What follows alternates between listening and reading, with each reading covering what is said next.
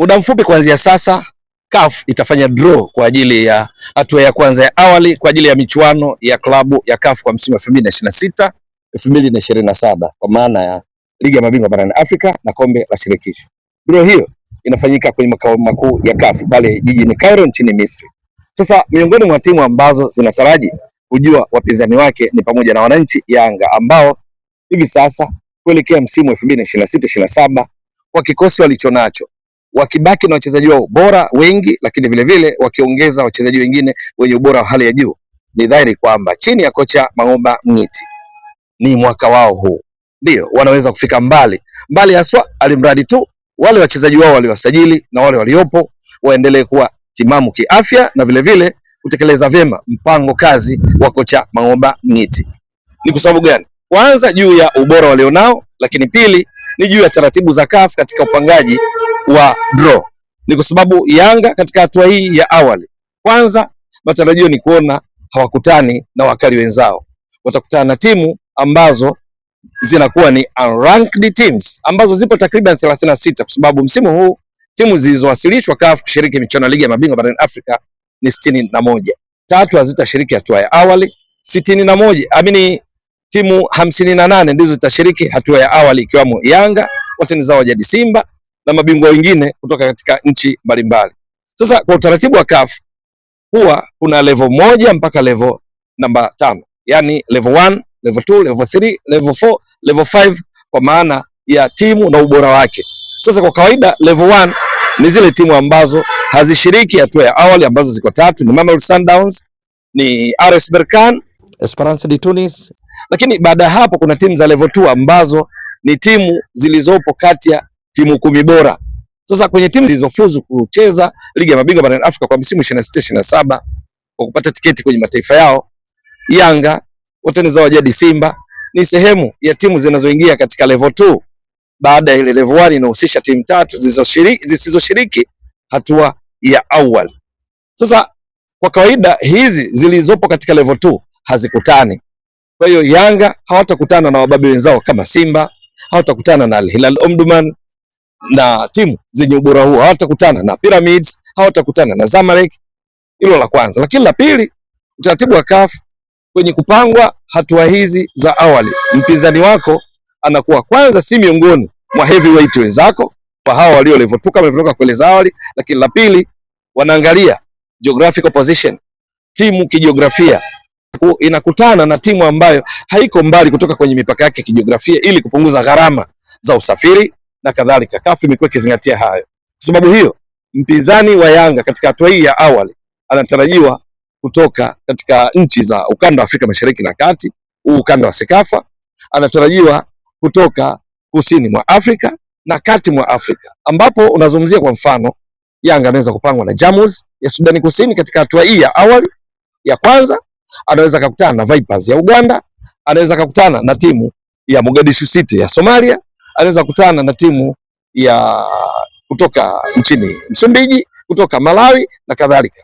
Jambo ambalo kwa kikosi kizito cha Yanga chenye kina Shashaman Peter Shalulile, chenye kina Sheikh Ibrahim Toure, chenye Hussein Zakuani, Alan Okello, Albert Kangwanda, top scorer katika ligi kuu ya Zambia msimu uliomalizika, mabao 17, assist 9, chenye Mudathir Abbas, chenye Ibra Baka, Djigui Diarra na nyota wengineo mbalimbali ndani ya Yanga pamoja na Fred Juval Ngoma, ni dhahiri kwamba kwenye makaratasi Yanga ni uhakika kabisa hatua ya kwanza ya awali ndani ya mechi mbili ambazo zitachezwa kuanzia Septemba 4 mpaka Septemba 11 kwa maana ya nyumbani na ugenini. Yanga kwenye eneo hili shaka haipo kabisa, wana uwezo wa kusonga mbele kwenye hatua inayofuata ambayo mwisho wa siku ndio ambayo itawezesha timu inayoshinda mechi mbili za nyumbani na ugenini katika hatua ya pili ya awali inakwenda katika hatua ya makundi, ambapo huko ndipo mtifuano unaongezeka zaidi. Sasa ikifanikiwa kufuzu hapa kwa kucheza na timu ambazo haziko katika ranki za CAF kwa sababu haziwahi kufuzu hatua ya makundi ligi ya mabingwa barani Afrika wala kombe la shirikisho kwa misimu mitano kwa taratibu za CAF, maana yake Yanga inakwenda kukumbana na wababe wenzao walau kwenye hatua ya makundi, ambapo huko nako kuna nafuu kidogo. FAR Rabat walioshiriki nusu finali ya ligi ya mabingwa barani Afrika msimu uliopita hawamo kwa sababu hawajapata tiketi katika taifa lao la Morocco. Al Ahly ya Misri, klabu namba 2 kwa ubora barani Afrika kwa mujibu wa CAF, hawamo kwa sababu hawajapata tiketi ya kushiriki ligi ya mabingwa barani Afrika kutoka katika taifa lao la Misri. Sasa Yanga hii endapo kina Shashaman Peter Shalulile, akina Fred Juva Ngoma, akina Komara beki wa kati, kina Ibra Baka, Bakari Nondo Mwamnyeto wakiwa kwenye kiwango cha ubora, ni dhahiri kwamba huu ni mwaka wao sio tu wa kuishia hatua ya makundi, bali pia kwenda mbali zaidi.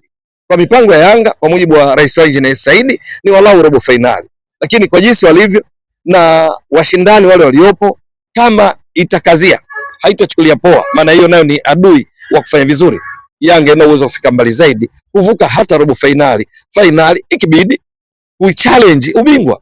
Je, itakuwa vipi? Ni swala la kusubiri na kuona kwamba Yanga watapata mshindani upi, mpinzani upi na watafika wapi. Mtazamaji wa Mbwaduke Stats Sport Next Level, endelea kuunga mkono channel hii kwa kuhakikisha kama una subscribe, una share, una like na comment. Mwasilishaji wako ni mimi Ramadhani Mbwaduke almaarufu kama mzee wa data. Shukran jazilan. Bye bye. Inakutana na timu ambayo haiko mbali kutoka kwenye mipaka yake kijiografia ili kupunguza gharama za usafiri na kadhalika. CAF imekuwa ikizingatia hayo.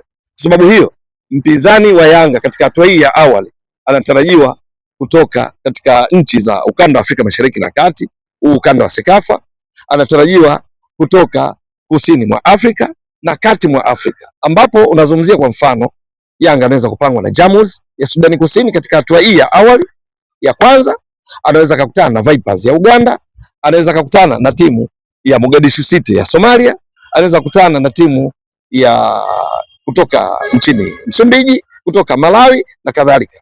Jambo ambalo kwa kikosi kizito cha Yanga chenye kina Shashaman Peter Shalulile, chenye kina Sheikh Ibrahim Toure, chenye Hussein Zakuani, Alan Okello, Albert Kangwanda, top scorer katika ligi kuu ya Zambia msimu uliomalizika, mabao 17, assist 9, chenye Mudathir Abbas, chenye Ibra Baka, Djigui Diarra na nyota wengineo mbalimbali ndani ya Yanga pamoja na Fred Juval Ngoma, ni dhahiri kwamba kwenye makaratasi Yanga ni uhakika kabisa hatua ya kwanza ya awali ndani ya mechi mbili ambazo zitachezwa kuanzia Septemba 4 mpaka Septemba 11 kwa maana ya nyumbani na ugenini.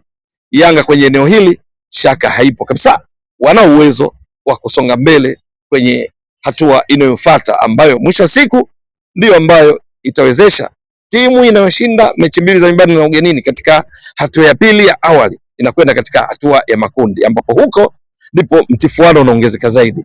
Sasa ikifanikiwa kufuzu hapa kwa kucheza na timu ambazo haziko katika ranki za CAF kwa sababu haziwahi kufuzu hatua ya makundi ligi ya mabingwa barani Afrika wala kombe la shirikisho kwa misimu mitano kwa taratibu za CAF, maana yake Yanga inakwenda kukumbana na wababe wenzao walau kwenye hatua ya makundi, ambapo huko nako kuna nafuu kidogo. FAR Rabat walioshiriki nusu finali ya ligi ya mabingwa barani Afrika msimu uliopita hawamo kwa sababu hawajapata tiketi katika taifa lao la Morocco.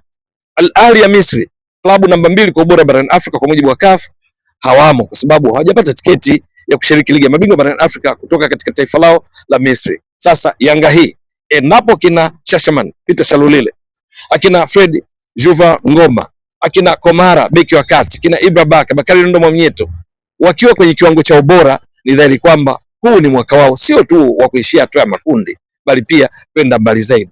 Kwa mipango ya Yanga kwa mujibu wa Rais wao Injinia Saidi ni walau robo finali, lakini kwa jinsi walivyo na washindani wale waliopo, kama itakazia haitachukulia poa, maana hiyo nayo ni adui wa kufanya vizuri. Yanga ina uwezo kufika mbali zaidi, kuvuka hata robo finali, ikibidi kuichallenge ubingwa. Je, itakuwa vipi?